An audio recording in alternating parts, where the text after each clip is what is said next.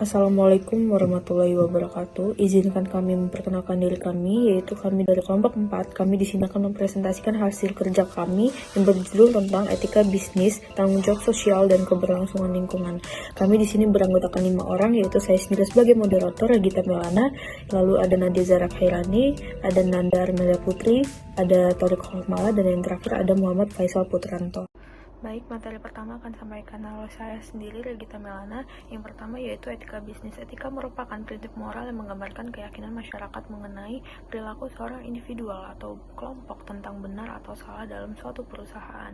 Etika yang buruk dapat menggagalkan rencana strategis terbaik sekalipun. Ibaratnya strategi yang baik saja bisa menggagalkan, apalagi strategi yang buruk. Sehingga etika bisnis dapat kita pahami sebagai prinsip-prinsip etik dalam suatu organisasi yang membimbing mengambil keputusan dan tingkah laku. Yang kedua yaitu ada contoh melanggar etika bisnis. Yang pertama, melakukan tindakan spamming.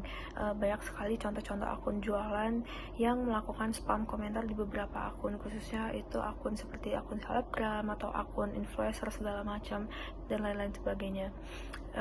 Terus yang kedua, menggunakan produk atau video orang lain tanpa perizinan yang punya sebelumnya. Dan ketiga, menjual produk cacat atau produk yang dilarang di luar negeri, menjual produk yang dilarang pemerintah sekitar untuk diedarkan. Contohnya itu seperti narkoba, minuman keras, dan lain-lain sebagainya. Lalu yang keempat, memakai uang perusahaan untuk pribadi. Dan yang terakhir, tidak memberikan peluang yang sama terhadap wanita dan minoritas atau pelecehan seksual.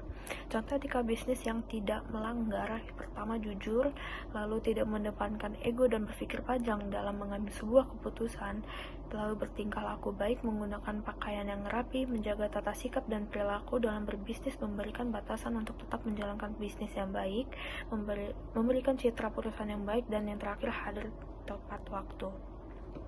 Yang ketiga, kode etika bisnis. Sebenarnya tidak cukup untuk menjamin perilaku bisnis yang beretika, karena kode etik itu dapat dinilai tipuan hubungan masyarakat, sekumpulan hal class atau kedok belaka. Kode etik diperlukan untuk menumbuhkan sensitivitas terhadap isu-isu etika di pekerjaan. Contohnya seperti ini: ketika karyawan melihat pelanggaran tidak jujur, maka karyawan tersebut akan menjunjung kode etik tersebut. Ini akan memperkuat pentingnya kode etik di dalam sebuah perusahaan. Yang keempat, budaya etika. Jika bisnis tidak didasarkan pada alasan etis, tidak bermanfaat bagi masyarakat, tentunya seperti kombinasi tak etis lain akan terlupakan. Untuk memastikan perilaku beretika itu terletak pada strategi perusahaan membuktikan bahwa semakin besar kepercayaan dan keyakinan orang dalam suatu institusi atau masyarakat, semakin besar kekuatan ekonominya. Yang kelima, whistleblowing. Whistleblowing berujuk kepada kebijakan yang meminta karyawan untuk melaporkan pelanggaran etika apapun yang mereka temui atau lihat di dalam perusahaan.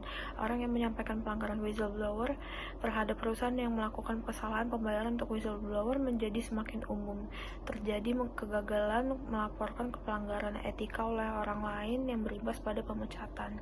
Yang keenam, romansa di tempat kerja. Romansa di tempat kerja atau work romance, hubungan yang akrab antara dua orang, antara karyawan dan atasan atau lebih, yang dapat menimbulkan sisi positif maupun negatif.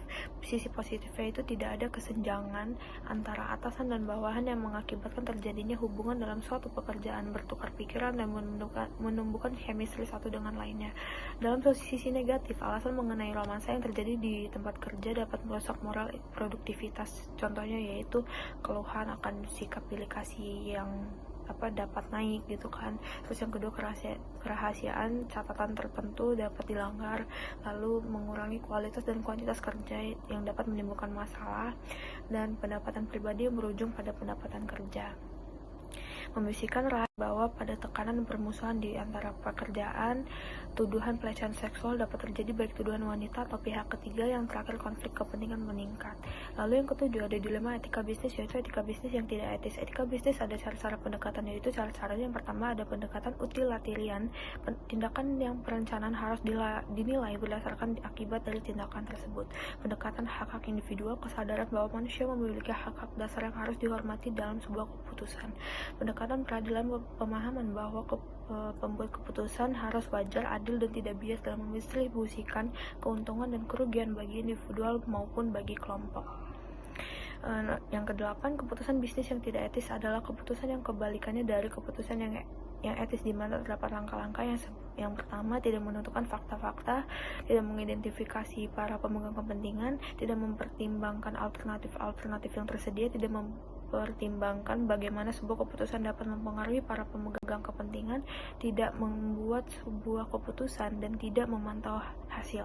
Dan yang terakhir, standar etika perusahaan, yaitu ada beberapa standar beretika dalam sebuah perusahaan, yaitu antara lain ciptakan kepercayaan perusahaan, lalu mengembangkan kode etik, menjalankan kode etik secara adil dan konsisten, mempertahankan standar yang tinggi tentang tingkah laku etis pemimpin, memberikan contoh perilaku etis setiap saat sehingga merupakan tolak ukur perilaku bawahan, ciptakan budaya, menekankan komunikasi dua arah, libatkan karyawan dalam mempertahankan standar etika.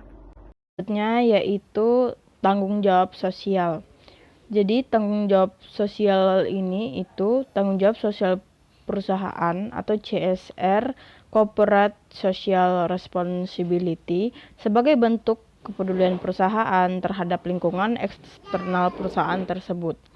Nah, itu tuh melalui berbagai kegiatan yang dilakukan dalam rangka penjagaan lingkungan, norma masyarakat atau partisipasi pembangunan, serta berbagai bentuk tanggung jawab yang sosial, sifatnya sosial.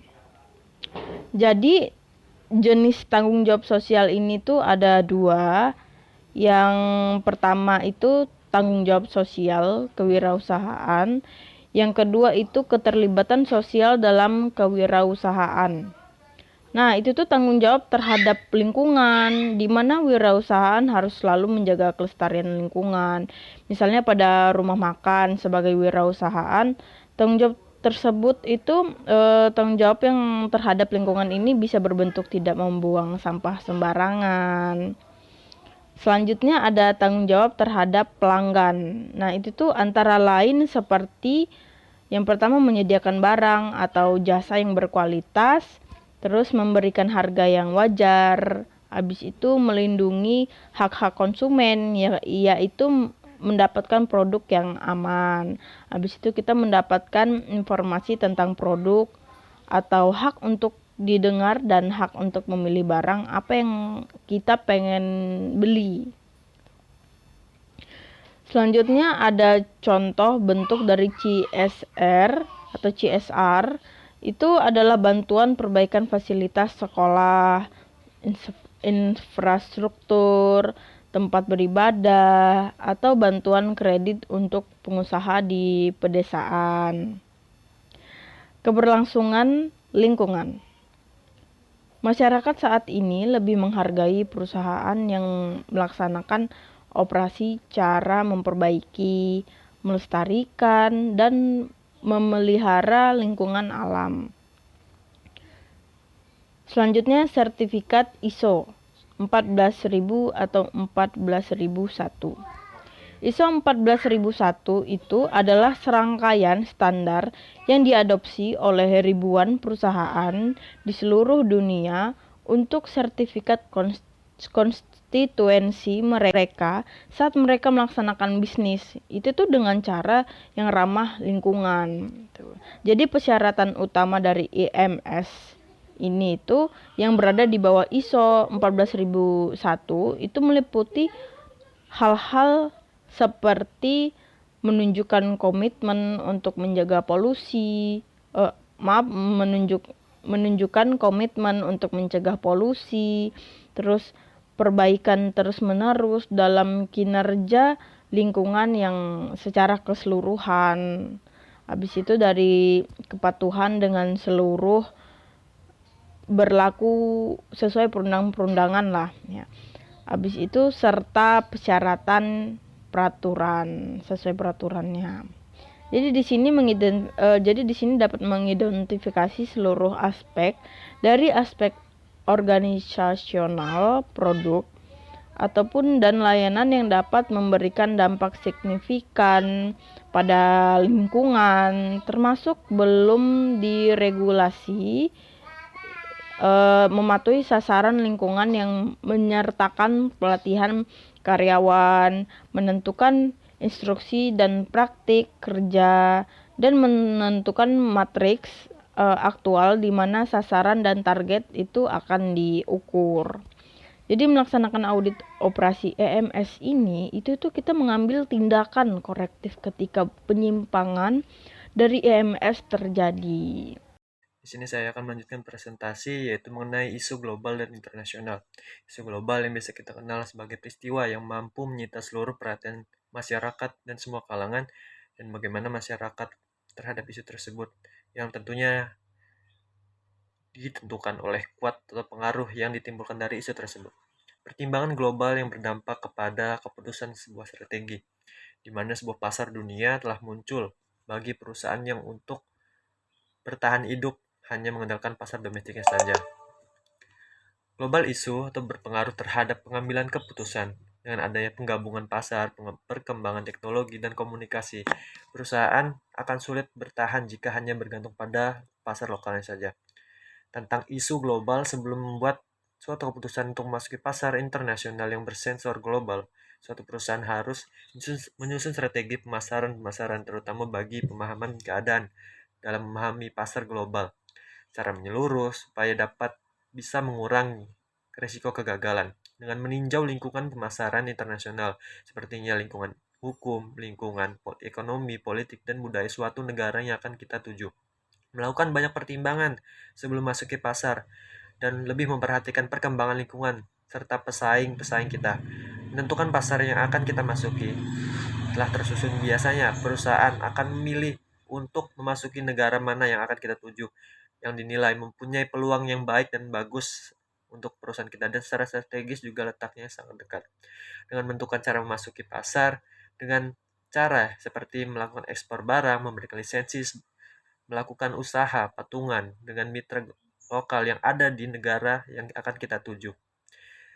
Yang pertama yaitu kita bisa melakukan strategi-strategi pasar global dengan strategi standarisasi.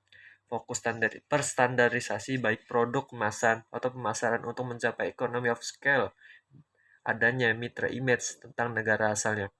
Alasan mendorong strategi standarisasi, perusahaan hanya memiliki satu sumber produksi, pesaing juga memasarkan produk standarnya. Strategi memasuki pasar internasional yang utama adalah ekspor. Pemasaran ditunjukkan ke negara-negara yang sama, pemakaian produk terutama di lingkungan urban, kawasan perkotaan. Yang itu terus adanya kesamaan selera, selera bagi semua kalangan. Selanjutnya itu ada customizing strategi, yaitu strategi penyesuaian produk atau kemasan pemasaran dikembangkan secara lokal karena perbedaan karakteristik antara negara satu dengan yang lainnya. Alasannya mendorong strategi penyesuaian adanya dengan persyaratan standar teknis dari suatu negara. Produk merupakan negara yang konsumsinya sangat banyak akan bisa laku atau memenuhi target tujuan kita. Dan kita juga bisa melihat terdapat variasi pemakaian terhadap perilaku-perilaku konsumen kita tersebut. Tentang globalisasi. Globalisasi, kita tahu bahwa global itu universal atau umum. Proses mendunianya suatu hal sehingga batas antara negara menjadi hilang dalam aspek ekonomi. Globalisasi menimbulkan terbentuknya pasar bebas yang membuat perdagangan antar negara dapat dilakukan lebih bebas. Globalisasi perekonomian ini memudahkan keluar masuknya barang dari dalam maupun luar negeri. Nah, seiring berjalannya waktu, globalisasi memberikan pengaruh yang besar terhadap kesejahteraan sosial dan ekonomi di berbagai banyak negara. Penyebaran inovasi, ide ekonomi ke seluruh dunia, serta penyesuaian politis dan budaya yang menyertainya, proses melakukan bisnis di seluruh dunia, sehingga keputusan strategik perusahaan dibuat berdasarkan profitabilitas global dari perusahaan dibandingkan hanya pertimbangan domestiknya.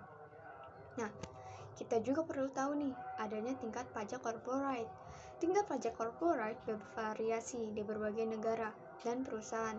Tingkat pajak di dalam negara adalah hal yang sangat penting dalam keputusan manajemen strategik berkenaan dengan saat untuk membangun fasilitas pabrik atau toko retail, atau bahkan saat ini untuk mengambil alih perusahaan lain, tingkat pajak korporat yang tinggi menghalangi investasi dalam pabrik baru dan juga memberikan insentif tinggi untuk korporasi demi menghindarinya pajak.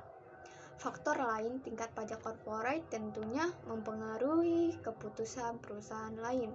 Nah, kita juga perlu adanya strategi global agar memaksimalkan organisasi multinasional yang telah kita bahas. Nah, strategi global atau global strategi, di mana strategi tersebut secara terpisah dapat dikembangkan pada berbeda negara atau pada satu negara saja. Strategi multinasional biasanya paling baik diterapkan sesuai posisi portofolio bisnis secara independen, di mana keputusan independen investasi dibuat pada tiap negara. Strategi global disusun dan diterapkan pada tantangan di seluruh dunia. Skala ekonomi dihitung dari market share lokal, tetapi juga diukur dari seluruh dunia. Nah, contohnya itu perusahaan yang sudah terkenal, yang sudah menerapkan strategi global, sering kita gunakan juga, sering kita pakai, sering kita konsumsi, yaitu ada Coca-Cola Company. Adalah perusahaan yang telah berhasil menjadi global dalam dua hal, yaitu dalam hal visi dan skala operasi yang dikelola berdasarkan untuk menguasai pasar lokal, di mana Coca-Cola Company ini rasanya menyesuaikan dengan rasa lokal di berbagai negara. Baik, materi selanjutnya yaitu isu internasional. Isu internasional merupakan isu atau berita yang terjadi di dua negara atau lebih, yang dimana pengaruhnya, dampaknya, atau keuntungannya, kerugiannya itu hanya di negara tersebut. Dan isunya, beritanya itu terdengar oleh seluruh dunia atau tersorot oleh seluruh dunia. Contohnya seperti organisasi ASEAN, yang dimana ASEAN itu organisasi yang dibuat untuk Asia Tenggara, untuk kesejahteraan atau kemajuan dari negara-negara di Asia Tenggara. Sekian dari kelompok kami, itu saja yang dapat kami sampaikan. Kami mohon maaf apabila ada yang kurang, kepada Allah kami mohon ampun. Wabillahi taufiq walhidayah. Wassalamualaikum warahmatullahi wabarakatuh.